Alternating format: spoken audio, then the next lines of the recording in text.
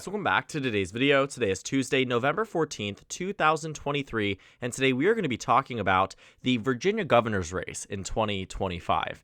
Now, I know I might seem very early on to be talking about a governor's race that is 2 years later down the line. People rarely ever announce their bids for governorships this early on, but Abigail Spanberger, who is an incumbent U.S. representative from Virginia, has announced that she is now running to be the next governor. Now, Virginia has been in the news recently, largely because the Democratic Party had a huge display of support in their state legislative elections. Though they did not perform to max capacity, Democrats still had major successes that they have been celebrating since the last week election. Now, the Virginia state, as in its entirety, is a blue state. President Biden won the state by roughly 10 points in the last election. Obama won it in both of his elections, and it looks like it's on track to be blue yet again in 2024. But a huge stunt in the Democratic Party's continued growth in this state happened when Glenn Youngkin, the Republican governor, now the incumbent, won his race against the former Democratic governor Terry McAuliffe back in 2021. It was a 12-point shift from the last presidential election that had occurred just a year prior. Issues like critical race theory and parents' rights and education became mainstream in the state of Virginia. Voters abdicated of any responsibility on issues like abortion, healthcare, and the economy, largely because they weren't as relevant as they are today to the voters in that state. Keep in mind, this governor's race was prior to the Dobbs v. Jackson decision that stripped away protections for the issue of abortion across the United States, an issue that now seems to be mainstay in our current politics and future political arena. Now, the Virginia governor's race is one that Republicans look back very fondly upon because it is the last major victory for Republicans in any type of important race since the 2020 election. We remember that in the 2022 midterm elections, Democrats did well in the House, the Senate, and governorships, picking up governorships, picking up Senate seats, then in the House, maintaining a significant footing compared to what was expected versus what the actual result was. Then came 2023, where Virginia accompanied Democratic victories in Ohio and Kentucky across the United States, flipping back the state legislature from a Republican-controlled House of Delegates. Republicans previously held seats here with roughly an advantage that we can see. Virginia State Senate also maintaining for Democrats, but the Virginia House went from Republicans being up 52 to 48 to Democrats being up 51 to 49. In the state Senate elections, too, Republicans, though they did gain, technically speaking, 2 seats, it was a near identical response to the 2019 election, the result, that was the word I was looking for, to the 2019 elections in which Democrats flipped back control of the Virginia Senate. And so for the next 4 years, the Virginia Senate, no matter what, will be blue. The Virginia House of Delegates will be up in 2025 on the same ballot as Abigail Spanberger. But why is she specifically so important? Well, I've been talking a lot about the state of Virginia, but number one, I think that as an incumbent House of Representatives member, she's practically a shoo-in for the Democratic nomination.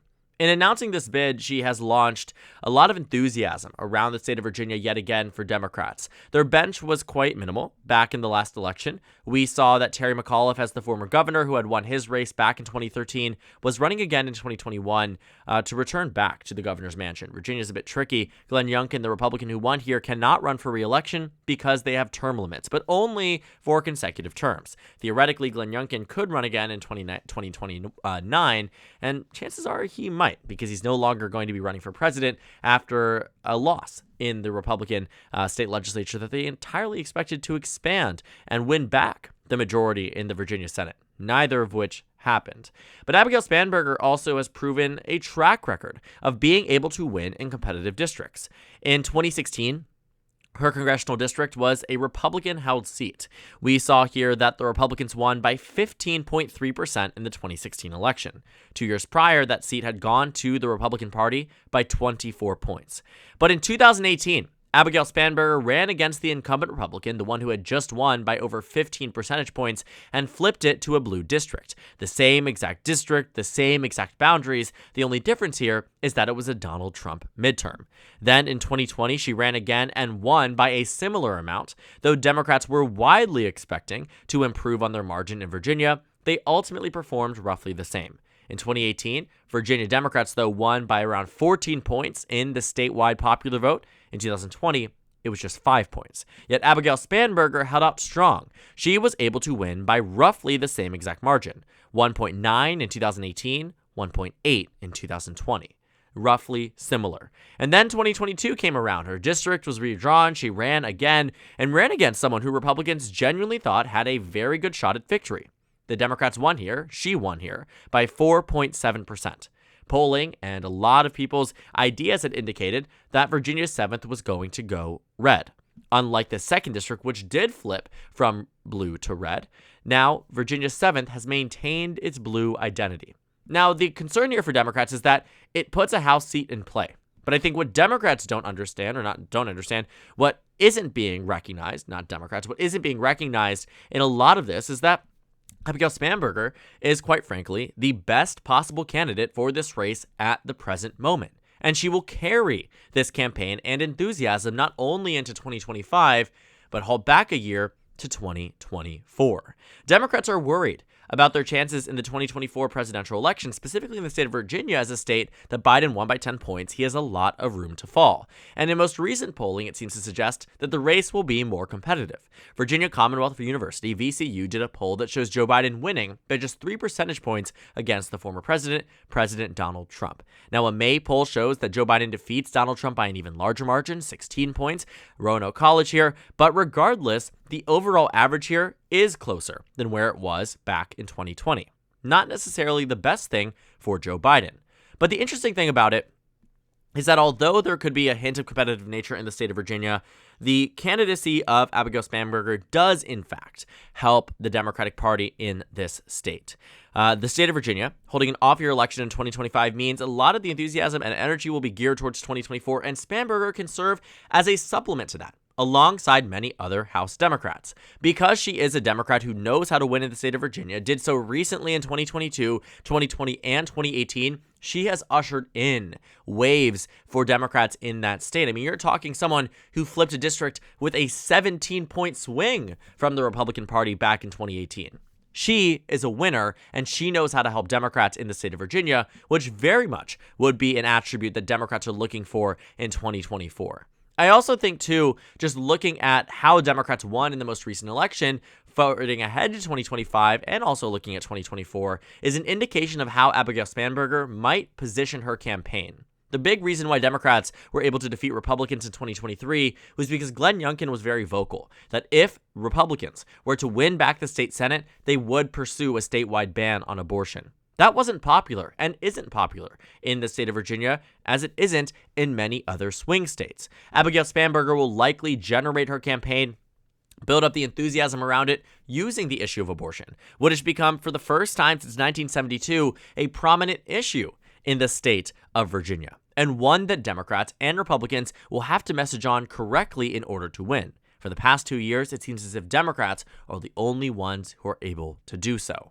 Now, looking at Spanberger as, a centrist Democrat too, it also says something that Democrats might replace her, number one in the House, with a more progressive candidate. She's one of the few Democrats who held out on voting for Nancy Pelosi as Speaker, largely because she comes across as this visible bipartisan player in the House of Representatives, but also that is how the Virginia State House and legislature in totality might operate under a governor like Spanberger.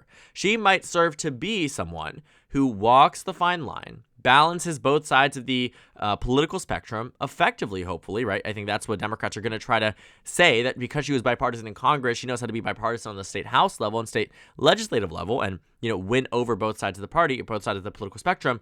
That's a difficult sell, but I do think there's some merit in that for candidacy and for electability that also might indicate if she is elected, which it looks like, based off of her history, she has a really good shot at winning in 2025. Don't want to extrapolate out to 2025, but I do want to say there are some early warning signs, and you generally know when there are strong candidates in races, and she is certainly one of them. I think she adds a lot, not only to President Biden, but also to herself. And I think she will carry a lot of Democrats, too, in 2023 when we look at the House of Delegates race again, further down the line. Because 2021 was a bad showing, but guess what was a good showing? Right? The Democratic Party narrowly lost the House majority alongside Ralph Northam's 8-point victory in the state in 2017 because the maps here aren't conducive that much to Democrats. But in 2019, Democrats took that energy and won 55 seats in the House of Delegates. Yes, they lost it 2 years later, but you can imagine that when there is enthusiasm, when there is energy, Democrats can do quite well in the state of Virginia. We saw that in the presidential election. I mean, we can even take a look, too, Biden won that state in the last election by a larger margin than Obama both times, right? 10.1% in 2012 or 2016, Clinton won it by 5. Tim Kaine, rather, the incumbent senator from Virginia at the time, was on the ballot. So it's quite interesting, actually, that it was just 5.3%. But you look at 2012, Obama won it by just 3.9. You look at 2008, Obama won it by 6.3, right? Nothing rivals that 10-point margin. In fact, you have to go back decades to find a Democratic victory in the state of Virginia that is even comparable to where Biden is. That's with, what we find out. Wow. President Johnson back 7.4% here. For the Democrats here against Barry Goldwater. Very interesting to see that, you have Lyndon B. Johnson being the last Democrat to win by a margin close enough to where President Biden was in 2020. So it's been a long time coming for Virginia to be a blue state. For it to have turned red a year later is a display that Glenn Youngkin was an exceptionally strong candidate, but Abigail Spanberger is that for the Democratic Party, right? Ralph Northam wasn't, necessarily someone who was viewed as strong as she is being viewed right now. I think the general notion and convention back then was that the polls were underestimating potentially even Ed Gillespie, who was the Republican nominee for governor back in 2017. We can take a look at that race because I think that was quite a fascinating race. Democrats won it by 8.9%. The polls said no way that it goes that way. Well, guess what? Take a look. Let's see if we can find the polls here. Maybe they don't have it. I found it right here, actually. I found it to be very interesting. In the days leading up to the election, the overall average here was that Ralph Northam was going to win by 3.3%. He ended up winning by 8.9%. So differences in results. 2021, the polling actually seemed to be quite accurate. We can see that prior to the race, the Democratic Party, let's see what the characterizations were in the polls. Let's scroll down past endorsements. On average, Glenn Youngkin was up on election day by roughly 1.7%, and that happened. He won by roughly 1.7%, so it's really interesting to see how accurate the polls were in 2021. But I do imagine that in 2025, they will be a little bit more refined, and I'm interested to see, because right now for the general election in hypothetical polling, Abigail Spanberger, Winsome Sears, candidates that might be well-recognized and well-known aren't doing too hot when it comes down to voter recognition and overall sentiment, but I do think that there is a pretty good strong case here for Abigail Spanberger. Another thing, too, that I think is quite interesting is that Winsome Sears, the incumbent lieutenant governor of Virginia, who hasn't gotten a lot of spotlight in the Virginia lieutenant governor's, position. She is very much seen on the back burner compared to Glenn Youngkin. He is the face of the Virginia GOP. She's not exactly that strong of a candidate. Though she did win in 2021, I do have to caution and say, take a step back and recognize that she was carried by the coattails of Glenn Youngkin.